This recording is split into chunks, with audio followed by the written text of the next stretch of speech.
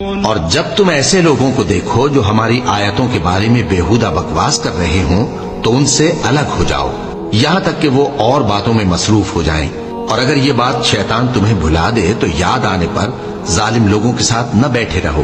اور پرہیزگاروں پر ان لوگوں کے حساب کی کچھ بھی جواب دہی نہیں، ہاں نصیحت تاکہ وہ بھی پرہیزگار ہوں۔ اور جن لوگوں نے اپنے دین کو کھیل اور تماشا بنا رکھا ہے اور دنیا کی زندگی نے ان کو دھوکے میں ڈال رکھا ہے، ان سے کچھ کام نہ رکھو، ہاں اس قرآن کے ذریعے سے نصیحت کرتے رہو تاکہ قیامت کے دن کوئی اپنے اعمال کی سزا میں ہلاکت میں نہ ڈالا جائے۔ اس روز اللہ کے سوا نہ تو کوئی اس کا دوست ہوگا اور نہ سفارش کرنے والا،